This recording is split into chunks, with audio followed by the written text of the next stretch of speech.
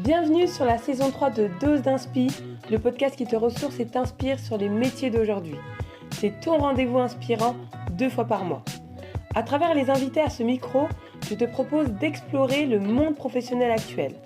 Connaître un milieu professionnel, c'est avant tout s'inspirer des histoires qui touchent les personnes issues de ce milieu afin d'en puiser l'essence même qui te permettra de choisir ta voie, t'orienter vers ton métier ou tout simplement de t'éclairer dans ta carrière. Nouveauté, des interviews terrain sur ton programme avec des personnalités inspirantes prêtes à te transmettre leur savoir, leur vécu, leurs expériences négatives ou positives qui ont façonné leur parcours et ont fini par les mener à la réussite. Alors installe-toi dans ta bulle confortablement, mets tes écouteurs et prends ta dose d'inspi.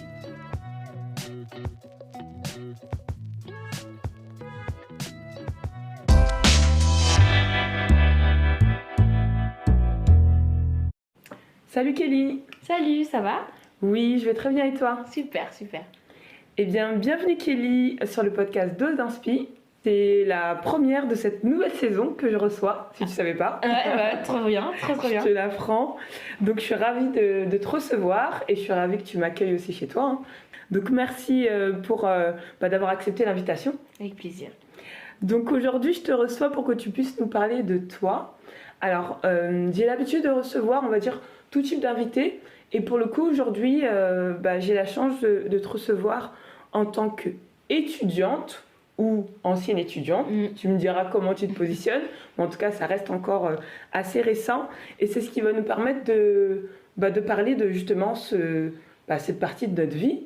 Quand on passe par la case études, justement, comment ça se passe, par quelles études justement t'es passé. Donc tu vas pouvoir nous retracer ton parcours et tu vas pouvoir aussi nous parler de tes projets. Donc vraiment merci d'être là avec nous et de pouvoir prendre le temps de parler de tout ce que tu as pu faire dernièrement.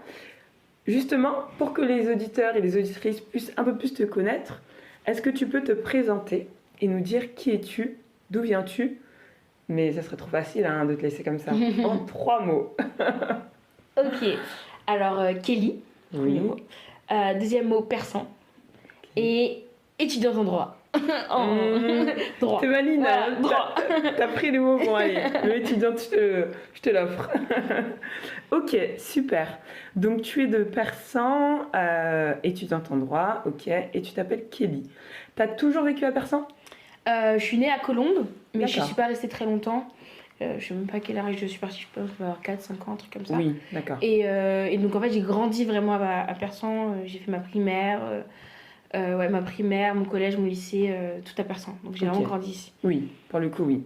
C'était juste un petit départ à Colombes, mais la majorité de ta vie s'est passée ici. Exactement. Ok, super. Très bien. Est-ce que tu peux nous décrire quel genre d'étudiante tu étais ou tu es? Alors moi j'étais une étudiante un peu studieuse quand même, j'aime beaucoup l'école, voilà, faut dire la vérité. J'aime beaucoup ça, mais avec beaucoup d'activités extrascolaires. J'ai toujours, même au collège, j'essayais toujours de faire des choses à côté, de ne pas être définie que par mes études. Oui. Et j'ai toujours eu un besoin de faire des grandes études, c'était hyper important pour moi, dès le collège, lycée, je me voyais faire des grandes études, donc des études assez exigeantes. D'accord. Où on demande un peu beaucoup de boulot, beaucoup de travail, très scolaire. Je suis quand même assez scolaire quand même. Et ce besoin de faire des grandes études, tu penses que c'est lié finalement à ton environnement familial ou personnel?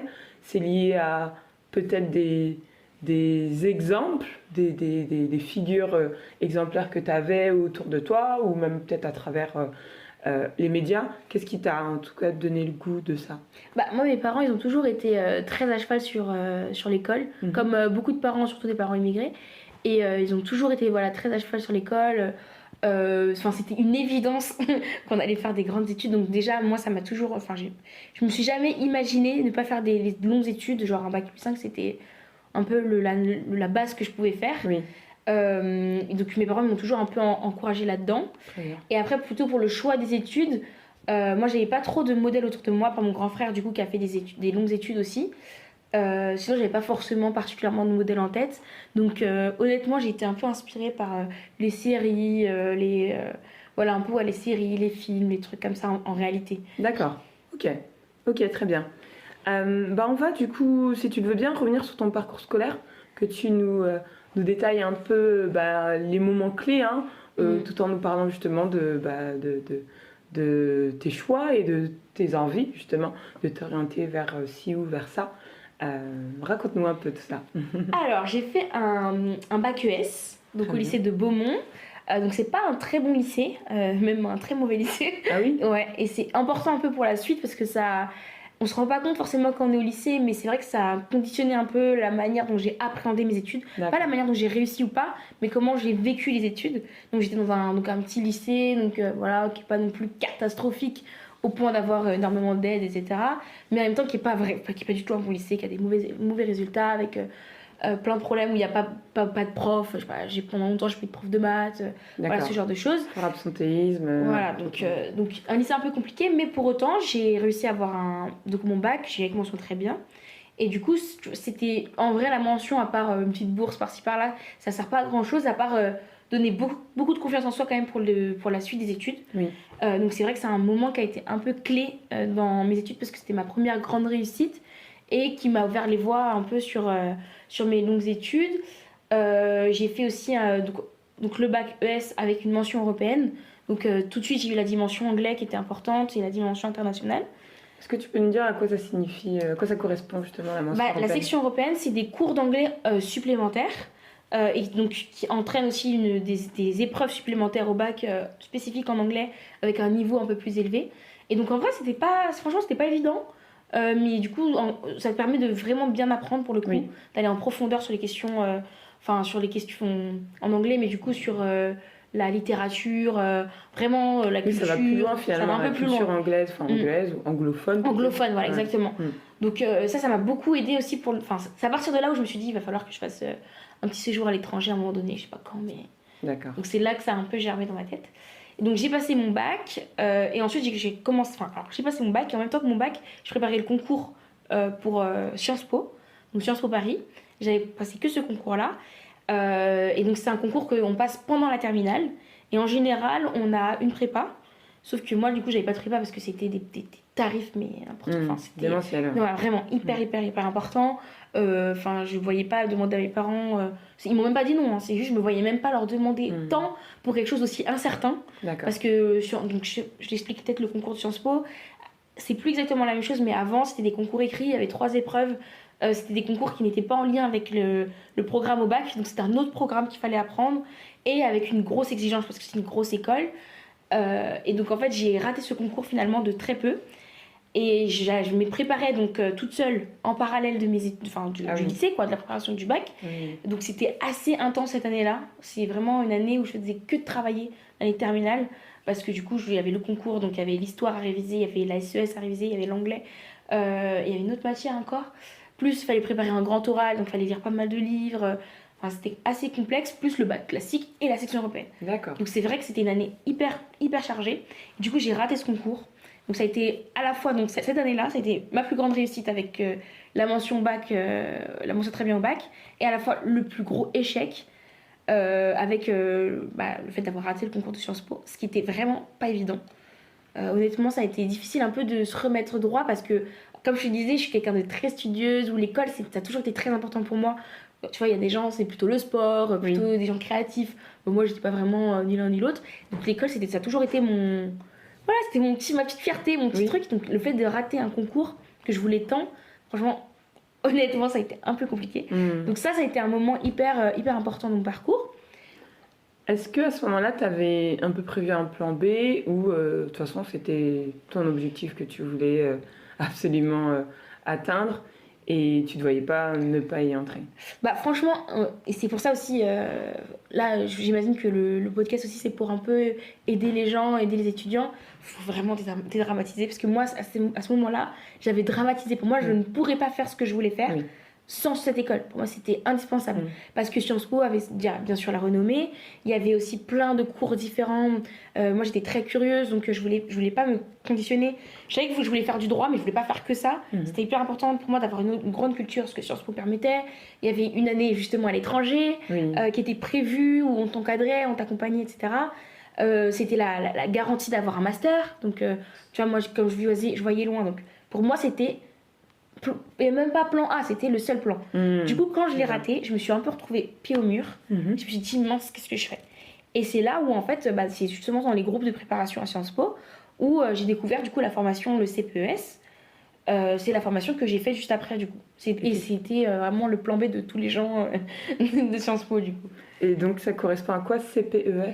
Alors, c'est le ES, ouais. C'est le cycle pluridisciplinaire d'études supérieures.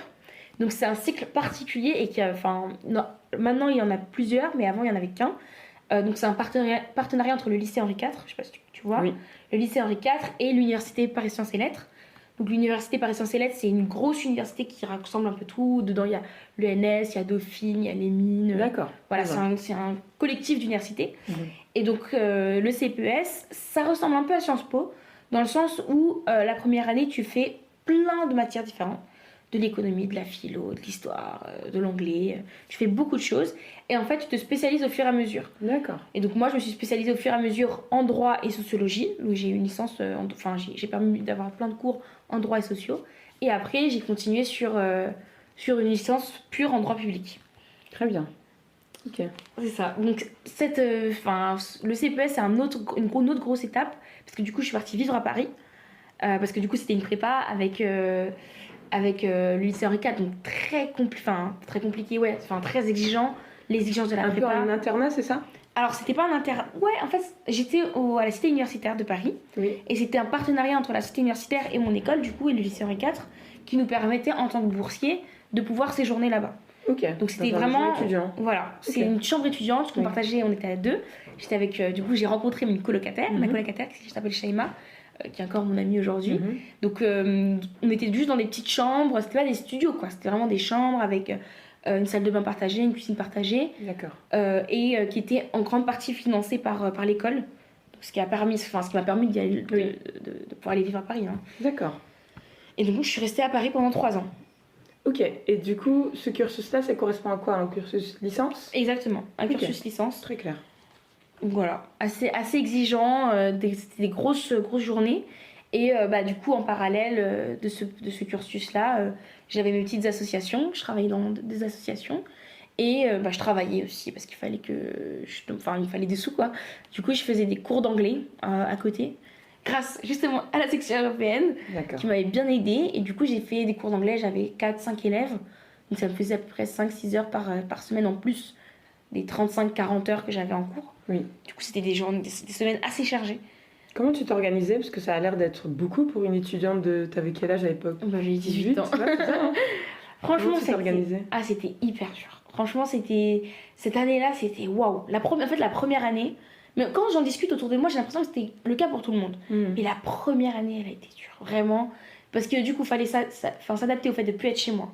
De devoir, je sais pas, c'est bête, hein, mais manger, faire à manger, ranger, qui te prend du temps de base. Et en plus de ça, j'avais donc 35 à 40 heures par semaine de cours, auxquels il fallait rajouter les devoirs, etc. Et le soir, donc j'avais 3 fois par semaine, j'allais donner des cours. Donc comment je m'organisais? En fait, je faisais un peu comme je pouvais. Donc c'était déjà le travail, c'était toujours après les cours, donc après 18h. En général, j'arrivais là-bas vers 18h30. Je faisais en sorte de faire 1 heure, 1h30 pour faire des grosses plages pour éviter de revenir régulièrement, alors qu'eux m'avaient proposé plutôt 2 heures, mais genre 2 fois. Donc là, j'avais condensé en disant non, on va faire 2 heures d'un coup. Donc qui m'évitait d'avoir trop de moyens de transport. Et heureusement, j'étais à Paris. Donc comme j'étais à Paris, j'étais pas si loin des gens avec qui j'allais faire. T'avais un peu tout à côté. Ouais, donc ça allait. Ok, très bien.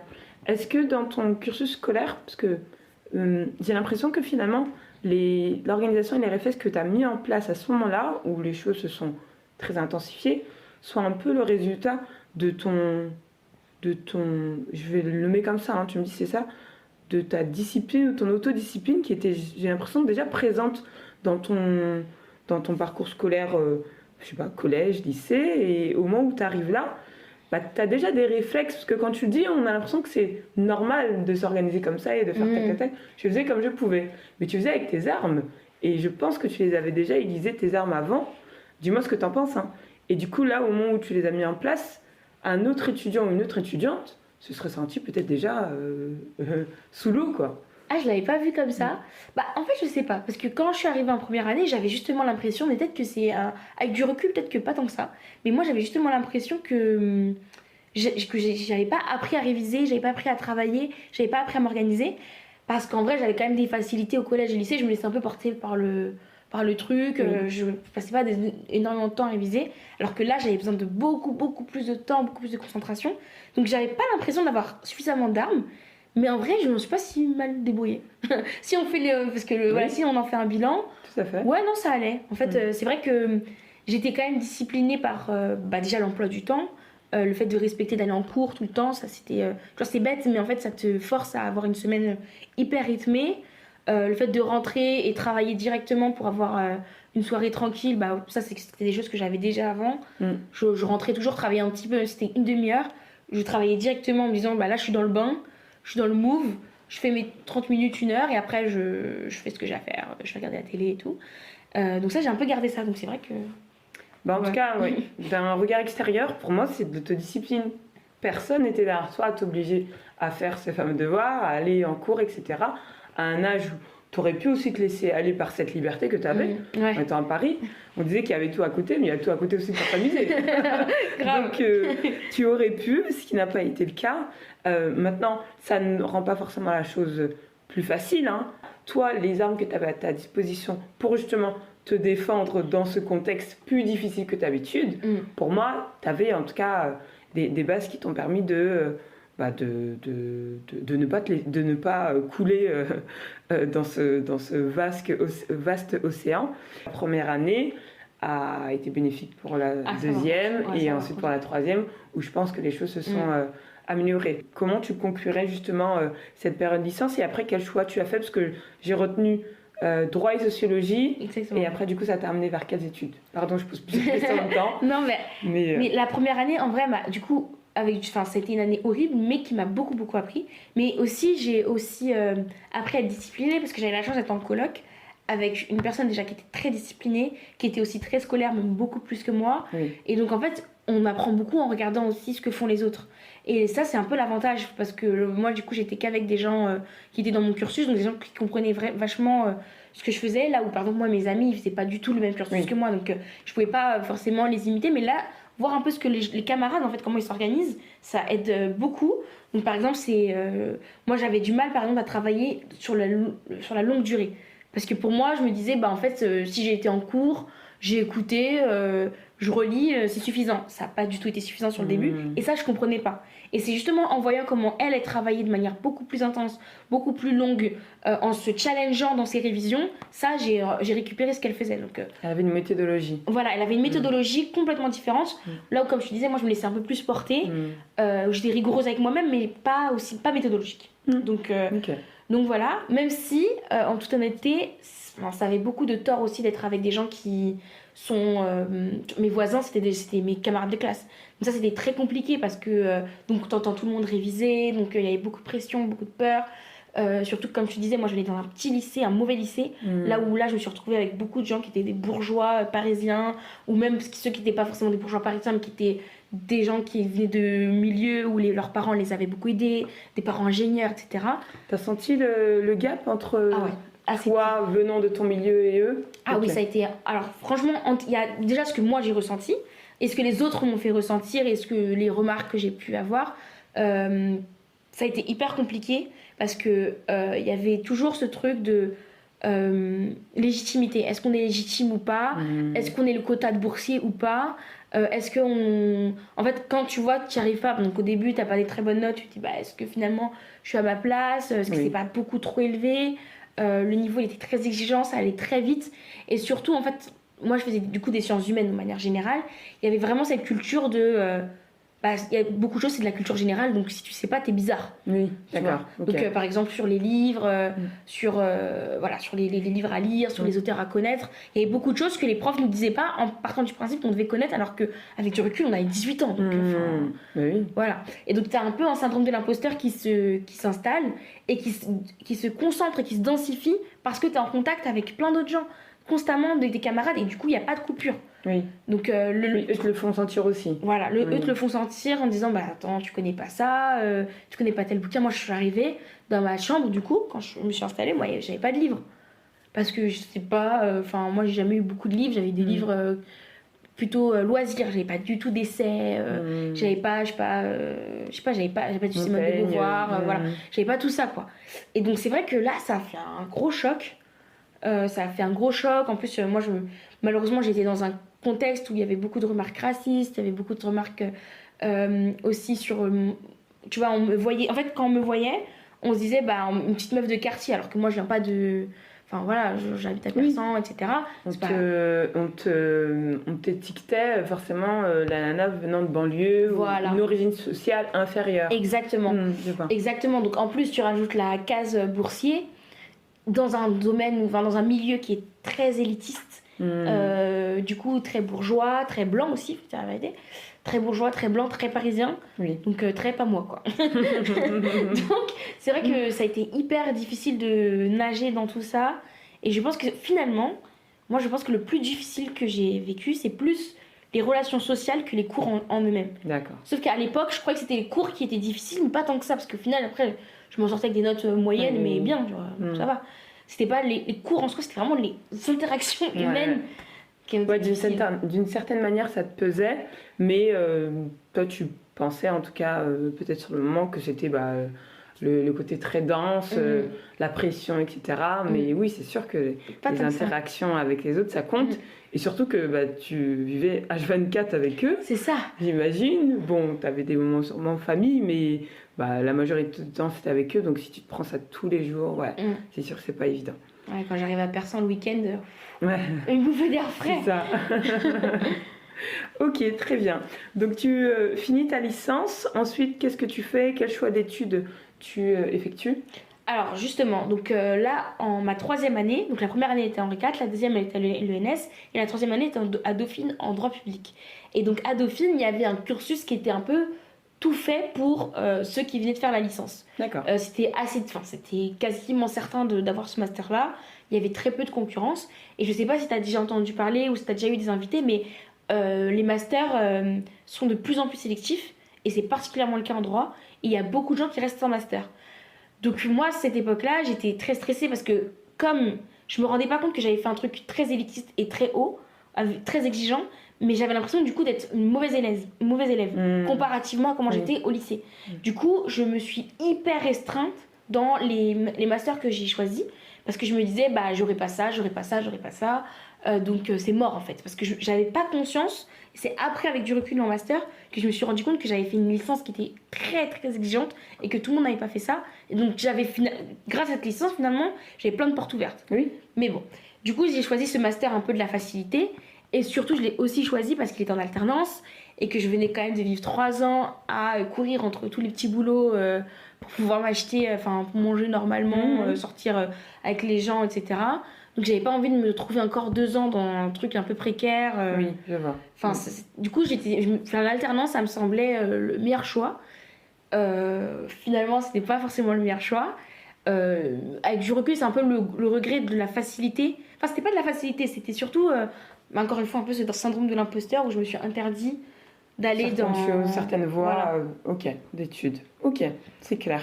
Tu choisis de faire un master en droit public. C'est ça, en droit et gouvernance publique. Droit et gouvernance publique. À quoi ça correspond? Qu'est-ce qu'on y apprend?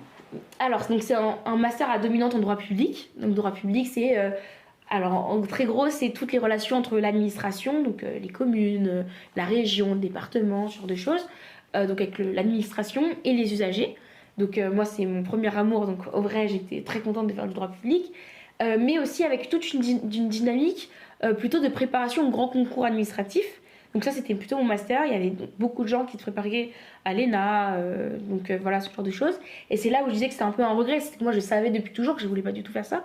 Donc l'ENA ou les IRA. Les IRA, c'est les concours, mais un peu inférieurs à l'ENA. C'était pas du tout ce que je voulais faire, mais au moins, ça m'a appris... ça m'a beaucoup appris comment est-ce que les administrations fonctionnent, comment est-ce qu'un ministère fonctionne, quel est le rôle des uns et des autres, comment est-ce que le droit, la loi se crée, se fonctionne. Et après mon master 2, je l'ai fait en pure affaires publiques. Et là, les affaires publiques, c'est du lobbying en gros. Donc c'est comment est-ce qu'on construit un argumentaire auprès des députés, auprès des ministres, auprès du maire aussi, pour faire passer telle disposition, telle loi, telle politique publique. Et donc ça, je l'ai fait en master 2. Donc c'était un master très professionnalisant finalement. D'accord. Et même si aujourd'hui j'ai un peu dévié par rapport à ce que j'ai fait en master, ça m'a donné beaucoup de clés, même pour comprendre tout simplement la vie politique en France. Voilà, ça n'a pas trop de secret pour moi grâce à ce master, même si c'est pas exactement ce que je veux faire. Voilà. Et qu'est-ce que tu avais en tête c'est censé te préparer à quel type de métier? Alors, soit, en fait, il y avait un peu deux grandes pistes. Soit être à la direction juridique d'un ministère ou d'une. Voilà, donc par le ministère de la Santé, ce genre de choses. C'était plutôt soit cet univers-là. Ce qui, moi, me correspondait pas parce que je suis plutôt, tu vois, par rapport à mon parcours, je suis plutôt quelqu'un qui aime bien aller butiner un peu partout. Voilà, faire de l'associatif, je suis quelqu'un d'assez entreprenant, créatif. Et donc, c'était pas forcément je sais pas comment expliquer, mais le cadre très. Oui. C'est pas ce couloir-là que tu voulais prendre. Un couloir très restreint de la fonction publique, ça me correspondait pas trop. Je pense que mes parents auraient bien aimé que je sois haut fonctionnaire, ça aurait été peut-être un peu plus simple la vie. Soit l'autre voie, c'était chargé d'affaires publiques, donc c'est de faire du lobbying dans des entreprises, des associations. Donc ce que j'ai fait en alternance pendant 2 ans. Et du coup, grâce à l'expérience, alors j'étais persuadée que j'allais adorer. Et en fait, grâce à mon expérience pendant 2 ans, je me suis dit ah non, pas du tout. Vraiment, j'ai pas du tout aimé. En fait, je ne voyais pas faire ça en tant que métier. Je trouvais ça intéressant. Ma curiosité rendait ça intéressant de voir comment est-ce que des entreprises ou des associations elles peuvent pousser pour que telle loi soit prise en compte et comprendre qu'en fait finalement les lois qui sortent elles sortent pas du chapeau du président ou d'un député, mais que c'est qu'il y a des pressions derrière de tel et tel groupe. Je trouvais ça intéressant, mais pas pour en faire mon métier. D'accord. Ça, je m'en suis rendu compte après l'alternance. Et tu touches un point qui est super intéressant, Kelly, parce que du coup souvent on voit l'alternance comme l'étape qui va permettre de commencer à pratiquer, à toucher du bout des doigts, on va dire, le métier qu'on va faire. Mais il sert aussi à se rendre compte que finalement, ça ne convient pas à ce qu'on veut, et du coup, à peut-être rebondir autrement, sans forcément se dire qu'on arrête du jour au lendemain. Il y a ceux qui se disent, bon, je vais jusqu'au bout, il y a ceux qui arrêtent entre-temps pour avoir d'autres occasions, libre choix là-dessus, mais finalement, ce que tu nous as présenté tout à l'heure comme un choix facilitant, un peu la facilité que tu avais fait parce que droit public t'aimais bien et en plus alternance au moins ça te permettait d'avoir des sous. Pour moi, je trouve que ça t'a permis d'avoir des réponses sur plein de trucs. Ouais. Il y avait ce côté pratique où, comme tu l'as dit, ça t'évite de courir tous les jours après 4-5 boulots en même temps. Et en même temps, tu es focus sur tes études et ça te permet de mettre un pied dans le monde du travail, tout simplement. Et là, alors on va pas faire l'éloge de l'alternance, même si moi j'en suis convaincue que ça reste une voie qui permet de comprendre plein de choses du monde du travail, et ça contribue à faire ses choix d'orientation, ses choix professionnels. Mais là, pour moi, oui, c'est même du pain béni ce que tu as vécu. Ce que tu as vécu qui t'aide pour ton avancée dans ta voie professionnelle. Même si tu peux dire, ah mince, 2 ans où j'ai fait un truc où finalement j'aimais pas, mais ça a contribué à infirmer ou confirmer finalement. Exactement. Franchement, c'est pour ça que moi j'ai assez mal vécu l'apprentissage, l'alternance, parce que je me levais tous les matins en me disant, au départ j'avais l'impression que c'était juste ma position d'alternante. Après je me suis dit c'est peut-être plus mes relations avec le manager, et en fait effectivement ma relation avec le manager était un peu compliquée et je m'y retrouvais pas parce que j'étais tout le temps en distanciel, donc c'était compliqué, c'était compliqué, j'avais pas d'intégration, je comprenais pas trop où on allait, je faisais des choses sans savoir pourquoi, j'étais pas inclus dans les réunions, dans les échanges, Donc je savais pas trop quoi. Enfin, donc déjà le cadre de travail n'était pas dingue. Voilà, était pas dingue. Mais en même temps, avec du recul, c'est surtout qu'en fait les missions me plaisaient pas. Parce que les missions, et c'est pas que mes missions d'alternance, c'est-à-dire que même ce que ma manager faisait, qui est le vrai métier, bah, j'étais vraiment en mode, c'est pas, enfin, intellectuellement, c'est pas ce qui me plaît. Enfin, je vois pas, je trouvais pas ça très. Ouais, je trouvais pas ça palpitant, quoi. Et c'est parce que je l'ai vu de mes yeux que je me suis dit, bah en fait, non. Tu projetais pas. Je me projetais pas, et du coup, ça m'a donné beaucoup de réponses. Et tu vois, je vais rebondir sur ce que tu disais, sur ce que ça t'a appris. Moi, ça m'a beaucoup appris sur le monde du travail où, je sais pas, en fait, je sais pas comment expliquer, mais je pense que c'est le fait que le CPS était très théorique. Ma licence, c'était très très théorique, très tourné plutôt vers la recherche. Donc le monde de l'entreprise, on nous en a même pas parlé. Donc, et là, quand je suis arrivée là-dedans, je me suis dit, mais je me suis rendu compte de tous les outils interrelationnels que j'avais pas et qui étaient nécessaires. Comment est-ce qu'on parle avec sa manager? Comment est-ce qu'on est... Genre, j'arrivais pas à exprimer. Il m'a fallu 2 ans pour dire que non, j'aime pas. Pendant 2 ans, je me disais non, mais Kelly, en fait, c'est parce que tu connais pas. Vas-y, persévère. Après, je me disais oui, c'était dû à telle période, c'était dû à les élections présidentielles. Du coup, bah, c'est peut-être pour ça que là, c'est pas très bien. Comme toi, c'est en lien avec la vie politique. Attends un petit peu, attends après. Je n'avais pas les clés pour savoir ce que j'aime ou ce que j'aime pas dans le milieu du travail. En fait, je suis partie du principe que si on me dit de le faire, c'est que je dois le faire et je dois me taire. Donc ça, par exemple, c'est à la fin, en parlant avec une RH, qui m'a dit, mais en fait, pourquoi tout simplement ne pas en avoir parlé? Et là, je me suis dit, bah, je sais pas. Bonne question. Je sais pas. Et aussi, ce que ma manager, où ça s'est pas très bien passé, mais elle m'a dit à la fin, elle m'a dit, tu peux aussi me dire, j'aime pas ce que je fais, ça m'intéresse pas, et je l'aurais pas mal pris d'un point de vue personnel. Et ça, c'est quelque chose que j'avais pas du tout en tête, et je pense que la plupart on n'a pas en tête quand on commence, et c'est ça qui est bien avec l'alternance, c'est que au moins ça t'apprend ça avant de rentrer vraiment dans le monde du travail, parce que moi avant je me disais, si je dis quelque chose, j'avais peur que ça crée un froid dans le travail, que ça, du coup ça s'empire et que ça devienne catastrophique, et enfin voilà, j'avais trop peur de ça. Là où en fait elle me disait, bah en fait c'est une remarque professionnelle, c'est pas une remarque sur ma personne. Et ça, je l'avais pas compris, tu vois. Et à force, maintenant je le sais. Après, même en termes de gestion de projet, comment est-ce qu'on s'organise, justement, je m'organisais de manière très scolaire, moi. Et là, donc, c'était pas du tout pareil. Comment est-ce qu'on arrive à être assez flexible, à prioriser selon les types de projets, à dire oui, à dire non, à valoriser son projet en interne pour que tel ou tel service comprenne que ton service, il est important. Bah, tout ça, c'est des petites skills que j'ai appris au fur et à mesure de ces 2 ans, même si quand je suis sortie, je me suis dit, ah, plus jamais. Bah, finalement, j'ai aussi quand même beaucoup appris. Et j'ai su le réutiliser dans mes expériences juste après. Très bien, très très bien. Bah, ça permet vraiment de creuser cet aspect-là. Qu'est-ce qu'on découvre, qu'est-ce qu'on apprend dans le milieu professionnel, quels outils on appréhende là-bas, et qui ne seront, comme tu as dit, jamais appris à l'école. Même dans les meilleures écoles, parce que ça sera toujours vu que d'un point de vue théorique. Exactement. Et je te remercie d'appuyer ce point sur la relation avec son manager et ce qui peut être dit, pas dit. La vision très scolaire qu'on peut avoir fait qu'on va être dans une relation très hiérarchique. Exactement. Où il y a le super patron ou la super patronne qui est juste qui est juste notre N+1. On va toujours le voir de manière à ce qu'elle va avoir l'ascendant sur nous et que nous, on va considérer qu'on a juste à répondre oui. Qu'il n'y a pas d'autres choses à répondre, il n'y a pas peut-être d'avis ou d'idées, etc. Après, bien sûr, il faut qu'on soit dans un cadre qui nous le permette. Voilà, où on se sent en confiance, où on se sent libre d'aller sur ce terrain-là. Mais c'est vrai que ça s'apprend. Ça s'apprend. C'est pas évident. Parce qu'on va peut-être calquer la relation prof-élève au monde de l'entreprise, alors que c'est totalement différent. C'est exactement ce qui s'est passé. C'est pour ça qu'au début, j'avais l'impression que juste ça collait pas entre ma manager et moi, mais avec du recul, c'est pas ça en fait, pas du tout. C'est pas une question humain, c'est juste j'arrivais pas à appréhender le truc, j'arrivais pas à trouver ma place, j'avais pas l'impression que tu vois, par exemple, je parlais jamais en réunion. Parce que pour moi, je me disais, bah. Je suis juste alternante. Je suis juste alternante.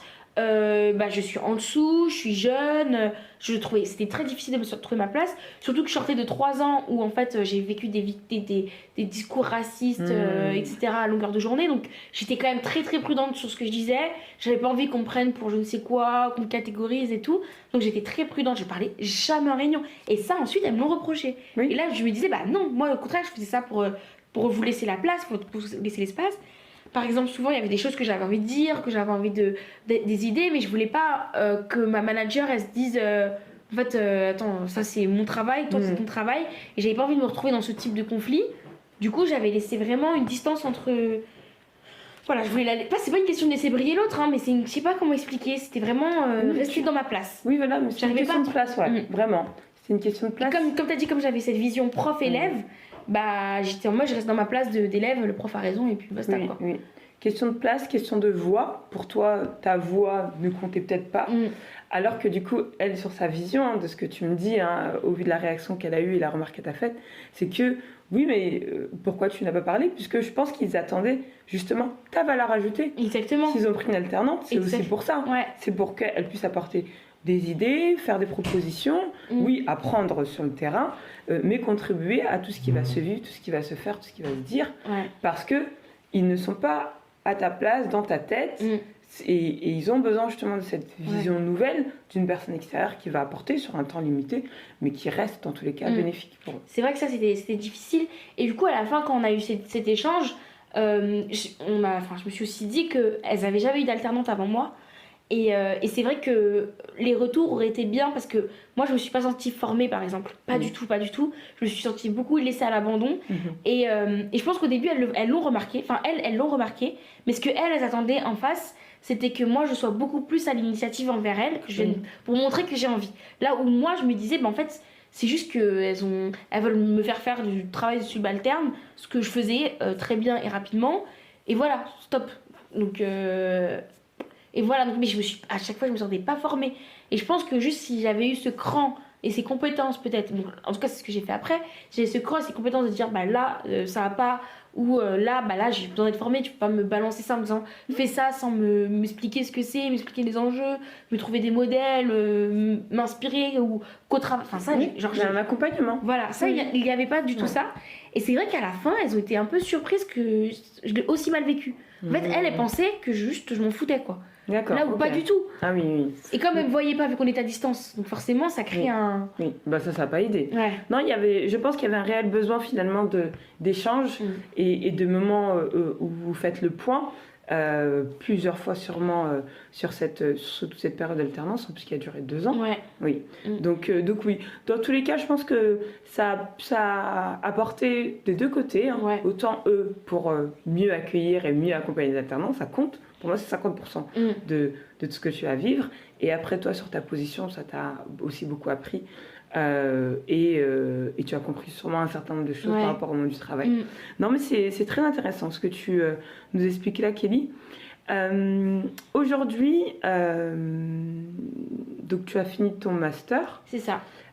Où en es-tu? Et est-ce qu'on peut parler aujourd'hui de ce que tu souhaites faire au niveau professionnel? Alors, justement, en fait, à la fin de cette expérience, au milieu d'expérience, je me suis rendu compte que moi, ce que j'aime vraiment, vraiment, c'est le droit pur, et que tout cet aspect un peu plus communication, relations institutionnelles, vie politique, sciences politiques, elle m'intéresse dans la vie de tous les jours, mais pas du tout en tant que métier. Et du coup, je suis revenue un peu à mes premiers amours pour passer le concours d'avocat, tout simplement. Et donc, j'ai fait un stage en cabinet d'avocat. Qui s'est super bien passé. Voilà, vraiment, où j'ai énormément appris, où pour le coup j'ai été vraiment très bien formée, où j'étais beaucoup dans l'accompagnement, où j'avais les clés justement pour expliquer là ça va pas au fur et à mesure, et surtout pas attendre des mois et des mois, mais directement dire ok ça je comprends pas, trouver ma place beaucoup plus rapidement, tout en aussi respectant quand même les limites, lui est avocat pas moi, donc forcément l'expertise de chacun exactement. Mais qu'en fait le gros point positif qu'il m'a donné dans cette expérience, c'est le gros point négatif qu'on m'avait donné dans l'expérience d'avant, à savoir de prendre des initiatives. dans mon alternance, on m'avait dit, bah, en fait, tu t'étais là un peu comme un fantôme, tu prenais pas d'initiative, etc. Là où moi, je répondais, mais c'est parce que vous m'avez pas intégré. Et là, en fait, ce que j'ai compris à la fin, c'est qu'il fallait que, dans tous les cas, même si t'es pas intégré, il fallait aller chercher sa place parce que si t'attends qu'on te la donne, c'est mort, quoi. Ce que j'ai fait dans le stage en cabinet d'avocat et ce qui a payé finalement, parce que c'est ce qui l'a le plus marqué, c'est de dire que, bah, en fait, c'était limite une petite professionnelle. Genre, j'allais chercher les dossiers toute seule, j'attendais pas qu'il me donne un peu la réponse toute faite et de réécrire ce qu'il me disait, je faisais vraiment des réflexions, etc. Et j'ai absolument adoré. Vraiment, j'étais dans un cadre très sain.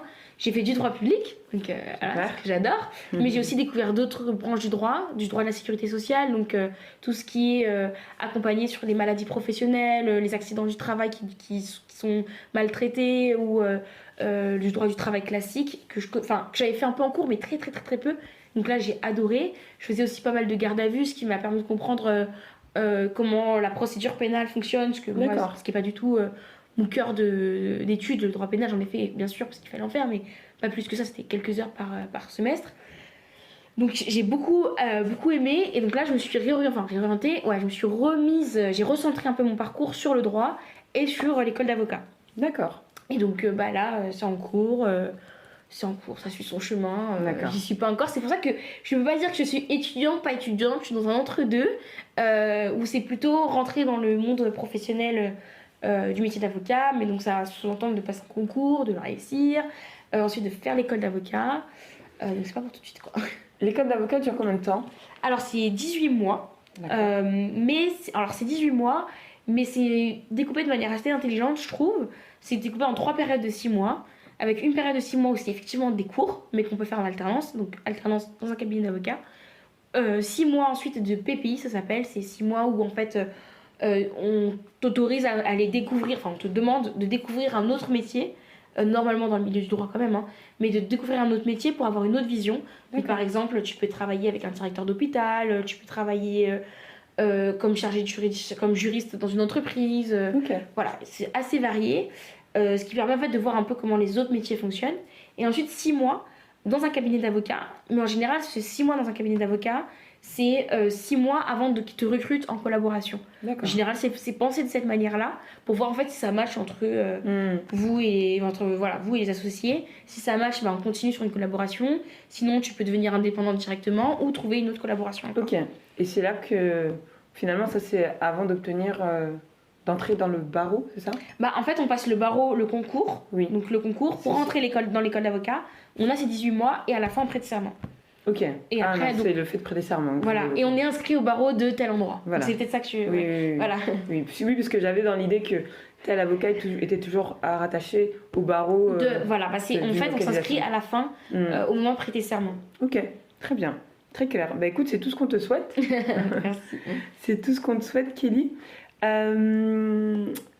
J'ai l'impression qu'en tout cas, tu nous as décrit une personne qui a beaucoup appris tout au long de son parcours, qui a vécu des moments un peu montagnes russes, voilà. mais que chaque moment vécu a été bénéfique pour ce que tu vivais après. Avec du recul, comment tu pourrais décrire la Kelly d'aujourd'hui? Wow. Je pense curieuse. Oui. Ouais, curieuse, je pense que ce serait le bon mot, parce que en fait, on a, surtout au lycée, on nous dit un peu de trouver sa voie, et je trouve que c'est pas forcément la meilleure, déjà c'est pas mon conseil, et c'est pas la réalité, parce que le cursus il est long, et en fait on n'était pas obligé de faire qu'une matière, bien au contraire.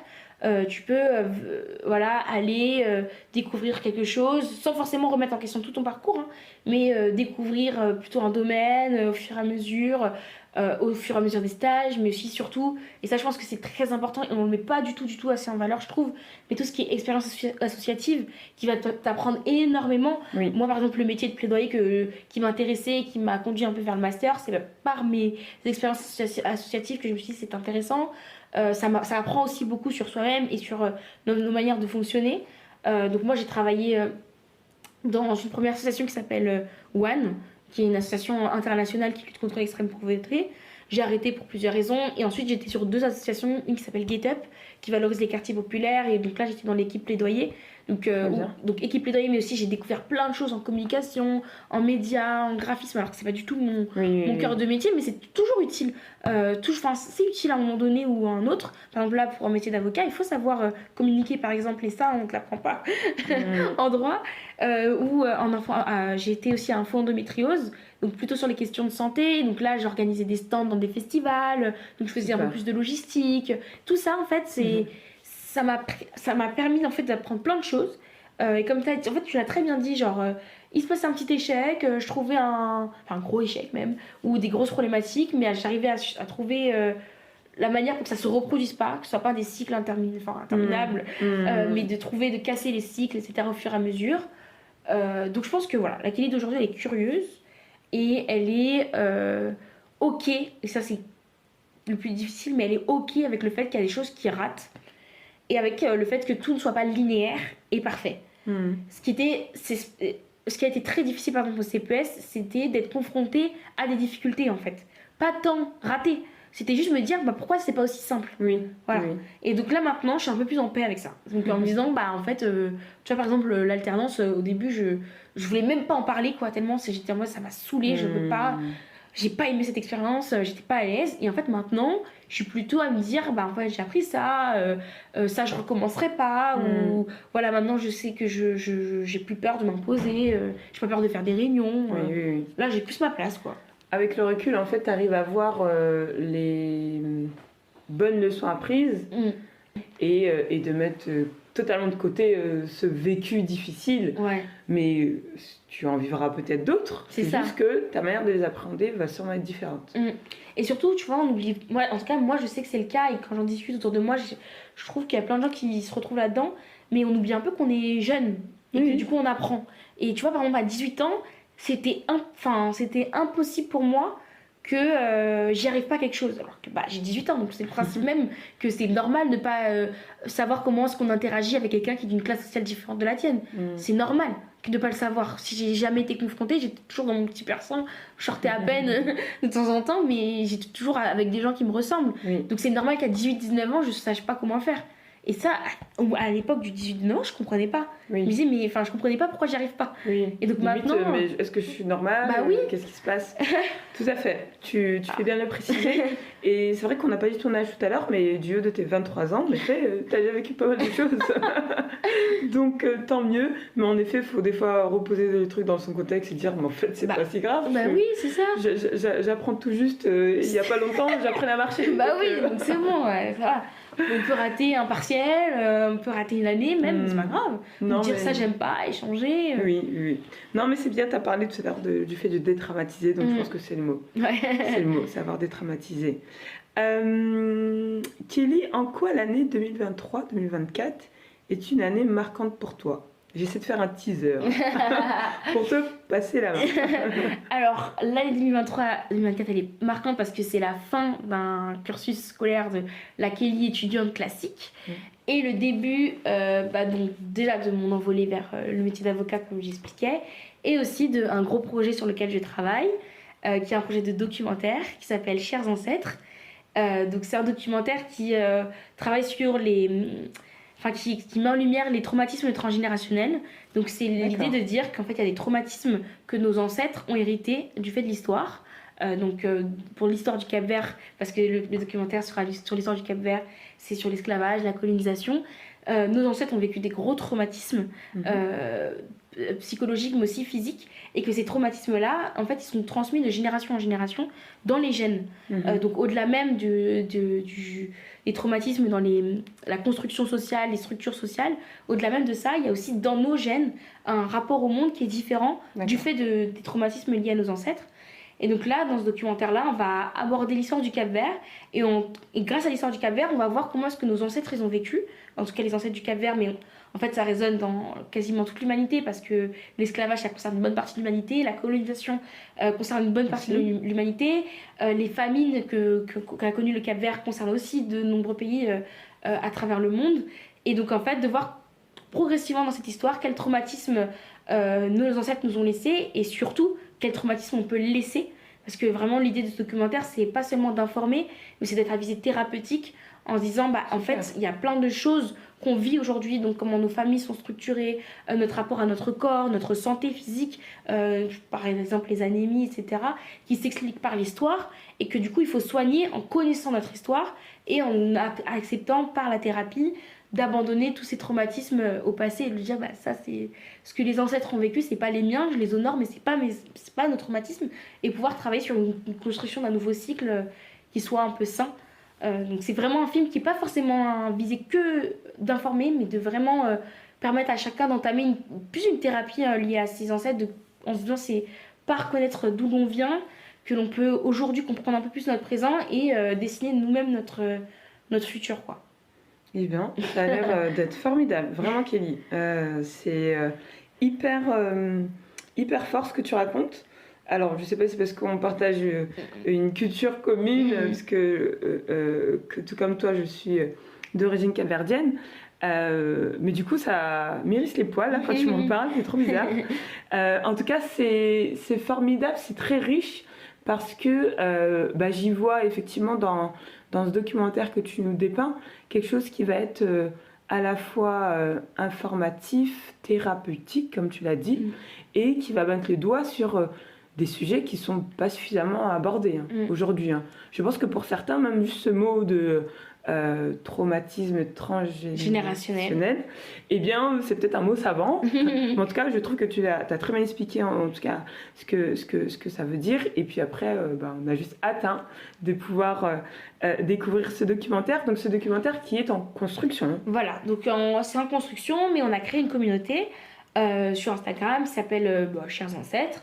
Et l'idée, c'est de pouvoir partager le plus d'éléments et de créer une petite communauté autour de ces questions, de la question de la santé mentale dans les communautés afrodescendantes notamment, donc le lien entre santé mentale, histoire, immigration, enfin, c'est un peu les trois grands thèmes. Oui.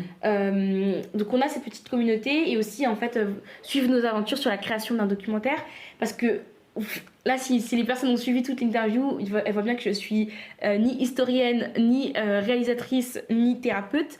Et pourtant, en fait, je décide de faire un documentaire qui n'est pas lié à mon cursus, mais en tant que personne qui a décidé de prendre soin de sa santé, de s'intéresser à son histoire. Et en fait, on n'a pas besoin de quelconque compétences. Au contraire, il faut aller chercher les compétences des uns et des autres. Donc, à la rencontre de thérapeutes, à la rencontre d'historiens pour en savoir plus, pour creuser, lire des livres. Et ça, c'est aussi hyper important sur les projets qu'on a à côté. Nos projets, ils sont pas forcément liés à notre cursus scolaire. Ça aussi, c'est un truc que j'ai fait la paix aussi avec ça. On n'est pas que l'école, on n'est pas aussi que le travail, on peut aussi faire des choses on se dit, mais c'est quoi le rapport ?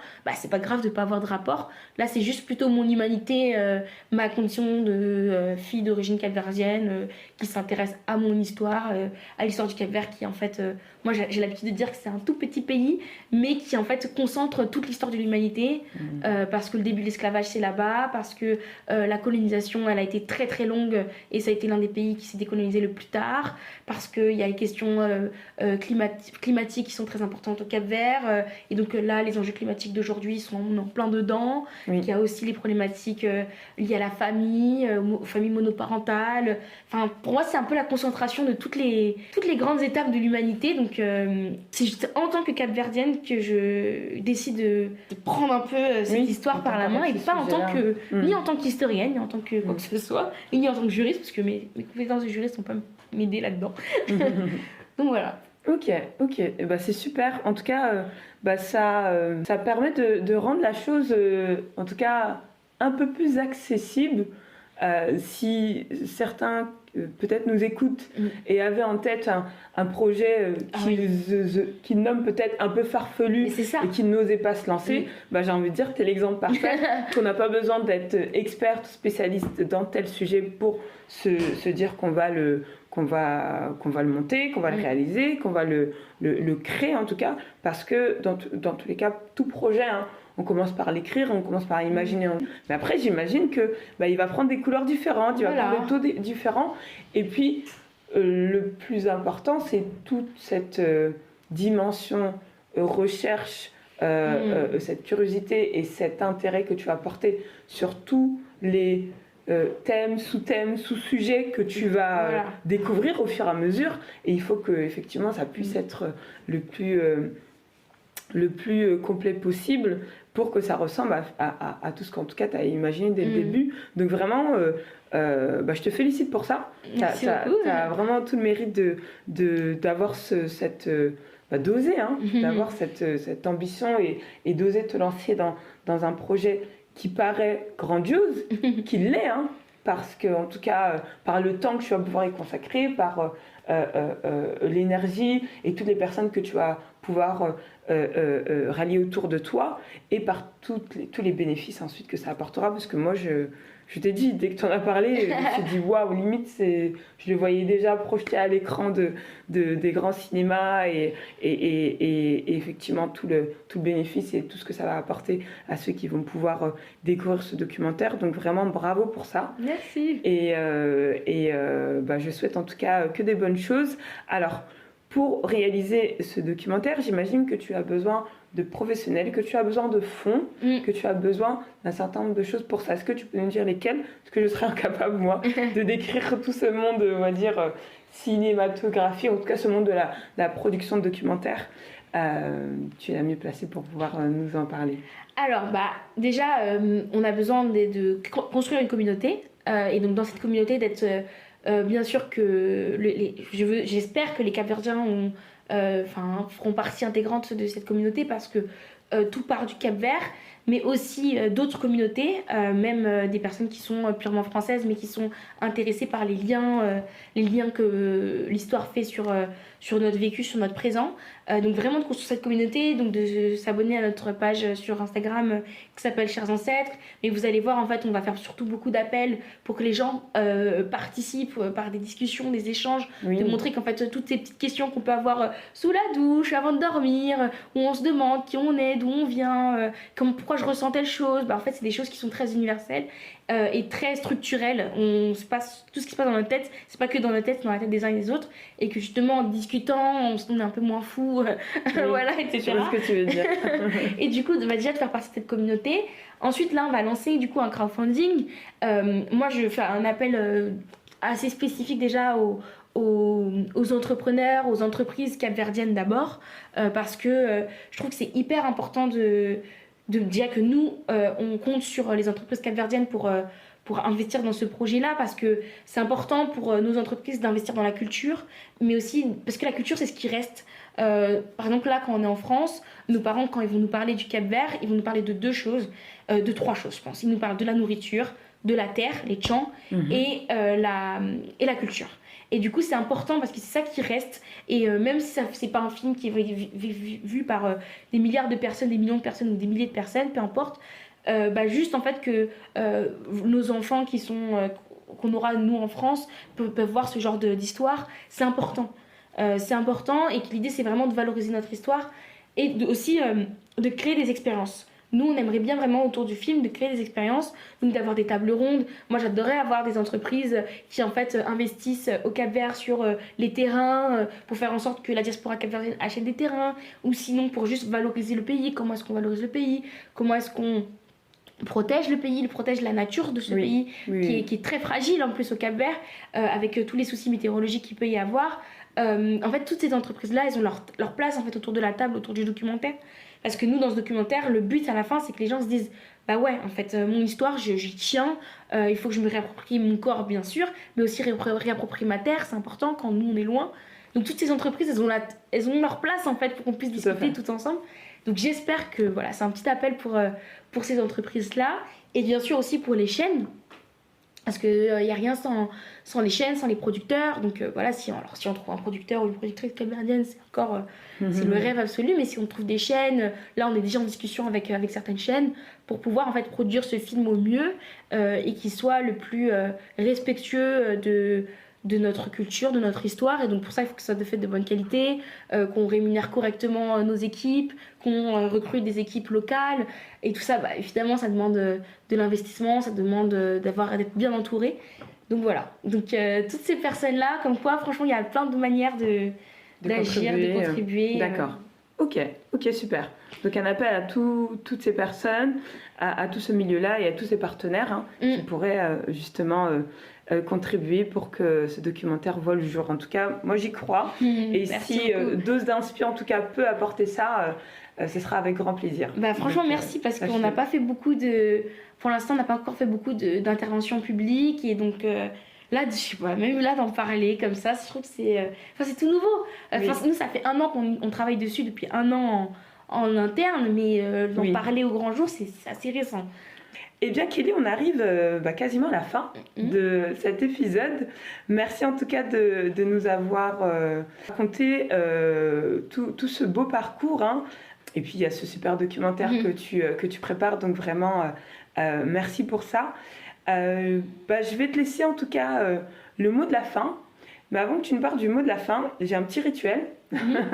C'est que je demande à mes invités de me dire quel est le personnage ou la musique ou la chose qui est pour elle la plus inspirante.